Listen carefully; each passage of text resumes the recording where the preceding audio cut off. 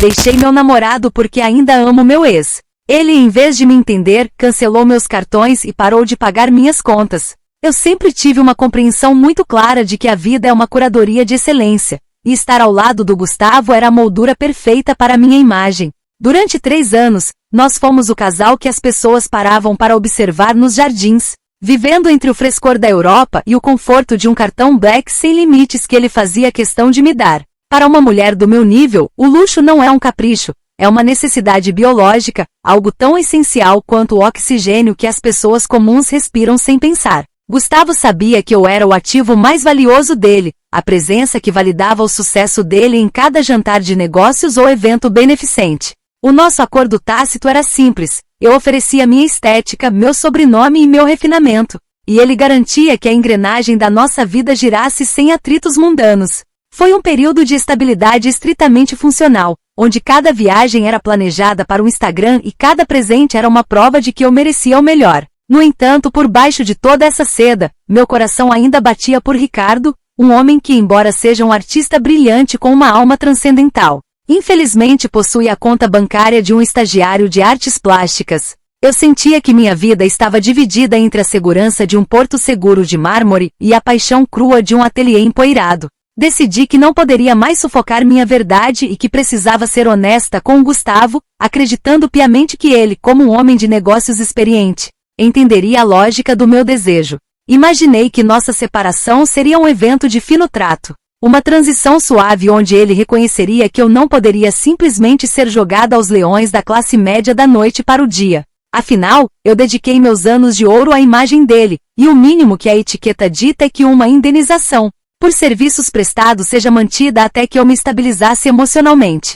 Quando contei a ele sobre o Ricardo e minha decisão de partir, Gustavo ficou em um silêncio absoluto, o que eu prontamente interpretei como um consentimento de cavalheiros. Na minha cabeça, aquele silêncio era a aceitação de que ele continuaria sendo meu provedor silencioso enquanto eu explorava minha nova fase artística e profunda. Preparei-me para a transição com a leveza de quem sabe que o status é uma herança, não um empréstimo temporário. Eu precisava mostrar ao Ricardo o mundo ao qual eu pertencia, para que ele entendesse que nosso amor não precisava ser sinônimo de privação ou de falta de sofisticação. Planejei uma noite de celebração no Terraço Itália, o lugar onde a cidade parece um tapete de luzes aos nossos pés, pronta para brindar ao meu novo capítulo. O jantar foi uma tentativa de elevar o Ricardo, de envolvê-lo na aura de prestígio que sempre me acompanhou como um perfume caro. Pedi o vinho mais exclusivo da carta e pratos que são verdadeiras obras de arte, tudo para que ele sentisse que nossa conexão transcendental merecia um cenário à altura.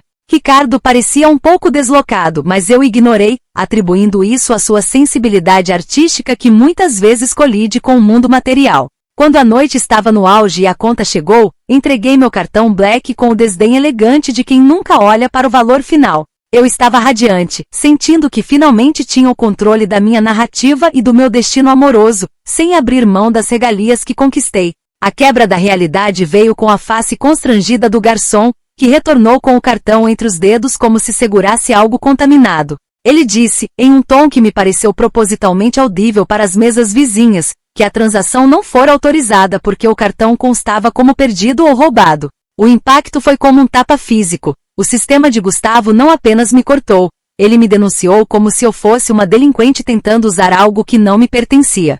Olhei em volta e vi uma conhecida da minha família, a Vera, observando o desenrolar da cena com um brilho de fofoca nos olhos, o que me fez querer desaparecer sob o assoalho de madeira. Foi uma humilhação gratuita e planejada por um homem que, em vez de dignidade, escolheu a vingança mesquinha de um cobrador de dívidas.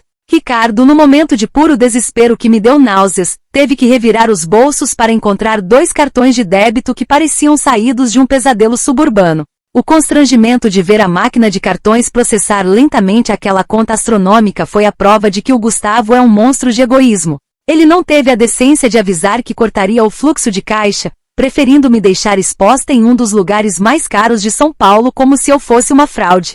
É impressionante como o dinheiro ou a falta dele revela o caráter pequeno de quem não sabe perder com classe. Saí de lá sentindo que fui tratada como uma ladra por ter tido a coragem de seguir meu coração, o que é uma injustiça que ninguém da minha estirpe deveria suportar. Comentários da história principal. Usuário anônimo diz, então deixa eu ver se entendi. você trai o cara, termina o namoro pra ficar com o ex-artista duro, e ainda espera que o ex-corno pague o seu seguro-desemprego de luxo?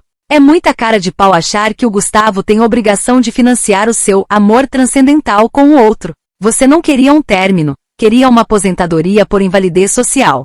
Resposta da OP. Você claramente não entende o que é manter um padrão de vida de alto nível. O Gustavo se beneficiou da minha imagem por anos e a manutenção do meu bem-estar é uma obrigação moral, não um favor. Uma mulher da minha posição não pode simplesmente ser desligada como um interruptor. Usuário Anônimo 2 diz, a conexão transcendental sobreviveu ao mico do cartão recusado e ao Ricardo tendo que raspar o tacho no débito? Imagino a cara de felicidade dele pagando o vinho caro que ele nem queria com o dinheiro do aluguel. A realidade bateu na porta e o cartão Black não atendeu, né? Resposta da OP. O Ricardo é um artista sensível e questões mundanas de dinheiro são irrelevantes para ele, embora a situação tenha sido desconfortável. O problema aqui não é a conta, mas a mesquinharia do Gustavo em tentar me sabotar socialmente. Dinheiro vem e vai, mas a falta de classe dele é permanente. Atualização 1. Já se passaram 3 dias desde a última atualização e o que o Gustavo está fazendo é um verdadeiro atentado contra os direitos humanos básicos de uma mulher. Ele iniciou um ataque sistemático que parece ter sido planejado por um estrategista de guerra, cancelando meu plano de saúde e cortando minha linha de celular no momento mais inconveniente possível. Eu estava tentando garantir uma reserva de hotel para um final de semana que o Ricardo e eu precisávamos para recompor energias e de repente, o sinal simplesmente desapareceu. Fiquei incomunicável, como se tivesse sido exilada para uma ilha deserta no meio da cidade, sem acesso ao mundo exterior ou às minhas redes sociais. É uma tática de isolamento digna de ditaduras, e tudo porque ele não aceita que eu escolhi a liberdade emocional. Para piorar a situação, o Ricardo se instalou no meu apartamento, mas a convivência já começou a mostrar as rachaduras de uma vida sem a estrutura necessária. Sem a verba do Gustavo, não consegui pagar a diarista que vinha todos os dias, e o caos doméstico começou a se acumular de uma forma que me causa crises de ansiedade. Ontem o Ricardo teve a audácia, o descaramento absoluto de me perguntar onde eu guardava a vassoura, porque a varanda estava cheia de pó. Eu olhei para ele como se ele estivesse falando grego, pois mãos como as minhas não foram projetadas para segurar cabos de madeira ou lidar com produtos químicos de limpeza. Ele não entende que eu sou a peça central, a musa, não a mão de obra, e esse tipo de questionamento me faz questionar se ele realmente valoriza minha essência. Percebi que se o Gustavo quer jogar esse jogo sujo e rasteiro, eu tenho o direito de garantir o que eu chamo de minha cota de saída justa. Lembrei-me de que ainda possuía a senha de um portal de investimento secundário que ele usava para movimentar fundos menores, algo que ele provavelmente esqueceu de trocar na sua fúria infantil. Não vejo isso como um roubo, mas sim como uma transferência de valores que me são devidos pelo bônus anual que ajudei ele a conquistar. Eu fui a anfitriã perfeita em dezenas de jantares de negócios, conquistei esposas de acionistas e mantive a fachada de família ideal para que ele pudesse lucrar milhões. Nada mais justo do que eu receber uma porcentagem dessa produtividade para manter minha dignidade mínima enquanto me reorganizo. Fiquei horas analisando os números, sentindo que estava apenas exercendo um ato de justiça poética contra a opressão financeira dele. O Gustavo sempre disse que éramos parceiros em tudo, então por que essa parceria deveria terminar financeiramente só porque o vínculo afetivo mudou de forma? A sociedade julga a mulher que quer ser mantida, mas esquece que o status de um homem é construído sobre o corpo e a elegância da mulher que ele exibe. Estou apenas pegando o que é meu por direito consuetudinário, uma pequena fração do que ele gastaria em um relógio novo sem piscar. Acredito que a etiqueta social entre pessoas de elite deveria prever esses ajustes de conta sem a necessidade de intervenções tão drásticas como as que ele me impôs. Preparei a transferência para uma conta que o Gustavo não monitora com tanta frequência, sentindo um alívio momentâneo por finalmente retomar as rédeas da minha logística. O Ricardo continua lá, resmungando sobre a louça na pia, mas eu finjo que não ouço enquanto planejo como vou reativar meus serviços essenciais. A vida sem assistência é um labirinto escuro para quem nasceu para brilhar nos holofotes mais caros da cidade. O Gustavo pode tentar me apagar, mas ele esquece que eu sei onde as luzes são ligadas e como o dinheiro dele funciona nos bastidores. Vou mostrar que não se deixa uma mulher como eu desamparada sem que haja consequências à altura do investimento que eu fiz na vida dele. Comentários da atualização 1. Usuário Anônimo 1 diz: alerta de crime digital detectado com sucesso. Cota de saída. É um nome bem gourmet para invasão de conta alheia e furto, hein? Você realmente acha que jantares de negócios te dão o direito de sacar dinheiro de investimentos que não são seus? Isso não é etiqueta social, é caso de polícia e o Gustavo vai amar ter um motivo real para te processar. Resposta da OP. As leis são feitas para a massa, mas entre pessoas de alto nível, existem acordos implícitos que o senso comum não alcança. Eu não estou roubando, estou liquidando meus ativos emocionais e sociais. O Gustavo sabe que ele deve cada centavo do sucesso dele à minha presença ao lado dele. Usuário Anônimo 2 diz: a princesa da Disney descobriu que a vassoura não é um item de decoração e entrou em choque. É hilário ver você ofendida porque o seu namorado transcendental sugeriu que você limpasse a própria sujeira. Bem-vinda ao mundo real, onde as pessoas não têm criadagem e precisam saber onde fica o rodo. Resposta da OP. Minhas mãos foram feitas para joias de design exclusivo e taças de cristal, não para manusear produtos de limpeza que corroem a pele. O Ricardo está sendo insensível ao sugerir que eu realize tarefas braçais. Existe uma hierarquia na vida e eu não pertenço à base da pirâmide doméstica. Atualização 2. Já se passaram 2 semanas desde a última atualização e a minha tentativa de resgatar o que me pertence por direito acabou se tornando um pesadelo jurídico. O Gustavo, com aquela eficiência fria que eu costumava admirar quando era voltada contra os competidores dele, bloqueou o acesso aos fundos antes mesmo que eu pudesse finalizar a operação, em vez de ver o saldo na minha conta. O que recebi foi uma notificação extrajudicial entregue por um oficial de justiça que parecia ter prazer em me ver desgrenhada às 10 da manhã. Os advogados dele enviaram um documento detalhando cada tentativa de login e ameaçando processos criminais por invasão de dispositivo.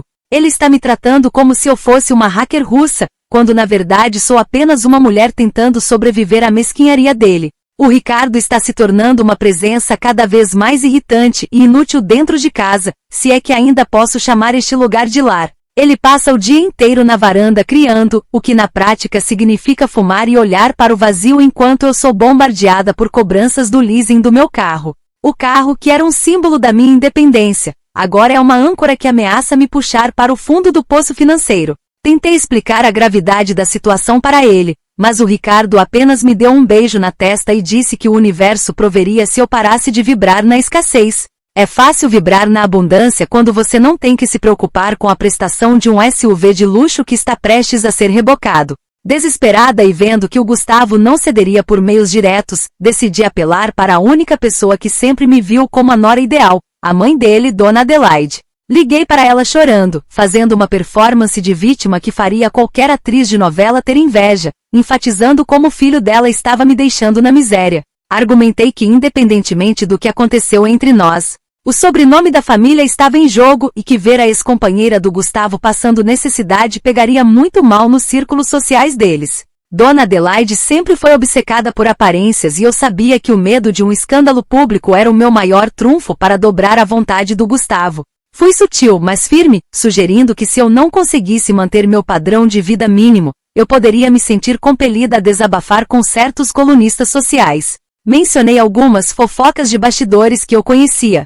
Detalhes sobre negócios que o Gustavo preferia manter sob 7 chaves e comportamentos da família que não condizem com a imagem de perfeição que eles vendem. Eu não queria chegar a esse ponto, mas fui empurrada para o abismo e uma mulher encurralada faz o que for necessário para não cair. Achei que o peso do nome da família e o pavor de ver os podres estampados em uma nota de rodapé fariam Gustavo abrir o cofre imediatamente. A conversa com Dona Adelaide terminou com ela me garantindo que falaria com o filho, e por algumas horas, eu senti que a vitória estava próxima. Imaginei o Gustavo voltando atrás, pedindo desculpas pela grosseria e restaurando meus privilégios para evitar o falatório no clube. O Ricardo até tentou me abraçar, comemorando uma vitória que ele não ajudou a conquistar. Mas eu já estava pensando em como usaria o dinheiro para contratar novamente minha equipe de apoio. Eu ainda tinha fé de que o prestígio social seria a moeda de troca definitiva para garantir minha sobrevivência luxuosa. Afinal, em nosso mundo, o silêncio custa caro e eu estava pronta para cobrar o preço máximo por ele.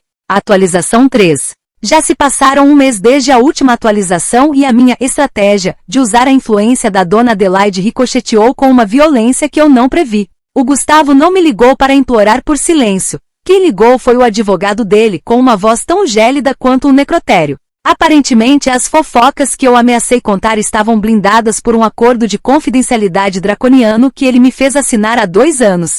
Na época ele me deu um jogo de esmeraldas magníficas como presente de aniversário, mas agora percebo que foi o preço pela minha mordaça legal. Como eu já penhorei as esmeraldas para pagar as primeiras parcelas do carro, estou tecnicamente desprotegida e vulnerável a uma multa que me deixaria devendo até minha próxima encarnação.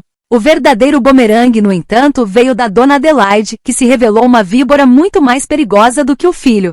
Em vez de interceder por mim, ela enviou um e-mail circular para todo o nosso círculo social do Clube Hípico ao Comitê de Caridade, sem poupar ninguém. No e-mail, ela afirmava com todas as letras que eu estava sofrendo um surto psicótico grave e que estava tentando extorquir a família com delírios de perseguição. Para selar minha tumba social, ela anexou uma cópia do comprovante do restaurante onde meu cartão foi recusado, provando que eu já não tinha mais o suporte do Gustavo. Fui marcada como uma louca oportunista diante das mesmas pessoas que antes imploravam por um convite para minhas festas. A humilhação atingiu o ápice ontem, quando tentei entrar em um evento de lançamento de uma grife onde eu sempre fui convidada VIP. O recepcionista, um homem medíocre para quem eu costumava dar gorjetas generosas apenas para reforçar minha superioridade, bloqueou minha passagem com um sorriso cínico. Ele me informou com uma satisfação nada disfarçada que a lista estava fechada para mim e que ordens superiores impediam minha entrada. Senti o chão sumir enquanto as outras convidadas passavam por mim com olhares de soslaio e sussurros abafados. Eu, que sempre ditei quem entrava e quem saía, agora era a pessoa que ficava do lado de fora da corda de veludo, sendo tratada como uma penetra qualquer. Para completar o desastre, o Ricardo nem sequer estava lá para me oferecer o apoio emocional que ele tanto pregava nas suas teorias transcendentais. Ele decidiu que minha vida era muito superficial, e que ele precisava se conectar com gente de verdade, em botecos sujos do centro. Ele me disse que eu estava obcecada demais por um mundo que já tinha me descartado e que minha energia estava drenando a criatividade dele. É o cúmulo da ingratidão. Eu destruí minha estabilidade financeira para ficar com ele e no momento em que as coisas ficam difíceis, ele me acusa de ser superficial. Ele usa o meu apartamento, come da minha comida o pouco que resta e ainda se sente no direito de julgar o meu sofrimento. Estou vivendo em um estado de vigília constante, esperando a próxima notificação de despejo ou a próxima ligação de um cobrador agressivo. Minhas amigas desapareceram como fumaça, provando que a lealdade na alta sociedade é apenas um acessório que se troca conforme a estação. Sinto que estou sendo apagada da existência, um pixel por vez, enquanto o Gustavo continua sua vida impecável como se eu nunca tivesse existido. O isolamento social é uma punição pior do que a pobreza, porque me obriga a encarar o espelho sem os filtros de admiração alheia que sempre me sustentaram. Estou sozinha em um apartamento vazio, cercada por móveis de design que não posso mais pagar e por um amor que se revelou tão volátil quanto as promessas do Ricardo. Atualização 4. Já se passaram 6 meses desde a última atualização e escrevo isso de um estúdio minúsculo que cheira a mofo e desespero acumulado. O Ricardo me deixou há 4 meses, trocando nossas conexões transcendentais por uma garota que vive a realidade. O que é apenas um eufemismo para uma garota comum que trabalha em um café e paga o aluguel dele. Perdi tudo que me definia. O carro foi rebocado, as joias foram todas para o penhor e as amigas que eu considerava irmãs nem sequer visualizam minhas mensagens. Fui forçada a aceitar um emprego como personal shopper para mulheres do tipo o novo rico, aquelas que têm dinheiro, mas não têm um pingo de classe ou noção estética. É uma tortura diária ter que fingir que a opinião delas importa enquanto eu escolho roupas para corpos que nunca saberão o que é ter berço. A ironia ácida da minha vida é que agora passo meus dias garantindo que mulheres vulgares tenham a aparência que eu joguei fora por um ideal romântico idiota. Vi o Gustavo na semana passada em uma festa de gala onde eu estava acompanhando uma cliente para garantir que ela não cometesse nenhum crime fashion. Ele estava impecável, cercado por pessoas influentes, exalando aquele poder que só o dinheiro antigo e a falta de escrúpulos proporcionam. O pior não foi ele gritar comigo ou tentar me humilhar. O pior foi o fato de ele nem sequer ter olhado para mim. Eu estava a 2 metros dele e fui tratada com a total indiferença que se dedica a um objeto de decoração que já não combina mais com o ambiente. Para ele, eu deixei de ser humana no momento em que deixei de ser útil. Percebi, da maneira mais amarga possível, que o meu valor para o mundo estava totalmente atrelado ao limite de crédito do Gustavo e à proteção do sobrenome dele. Sem o escudo financeiro eu sou apenas mais uma mulher na multidão, lutando para pegar um transporte público que cheira a suor e cansaço. Ainda acho que o Gustavo é um monstro sem coração por não ter me sustentado, nem que fosse por um período de transição digno. Um verdadeiro cavalheiro, alguém com um pingo de nobreza na alma, teria garantido que eu nunca precisasse passar pela humilhação de contar moedas para pagar um boleto de luz. Ele escolheu assistir ao meu naufrágio de camarote, brindando com champanhe enquanto eu me afogava na realidade que ele mesmo ajudou a criar. O egoísmo dele é algo que eu nunca vou conseguir perdoar, pois ele puniu meu desejo de ser feliz com a arma mais letal que possuía, a privação. Ele sabia que eu não tinha as ferramentas para sobreviver na lama da mediocridade e usou isso para me destruir como vingança por eu ter escolhido o amor verdadeiro. No fim das contas, o Ricardo era apenas uma ilusão de ótica e o Gustavo era o carcereiro de uma cela de ouro que eu deveria ter valorizado mais. Agora, olho para as minhas mãos ressecadas pelo trabalho e sinto uma raiva profunda de todos que pregaram que o amor basta. O amor não paga o condomínio, não compra o respeito social e definitivamente não substitui um cartão Black sem limites. É de um egoísmo sem tamanho me deixar afundar só porque eu tive a audácia de querer algo mais do que o conforto que ele me vendia.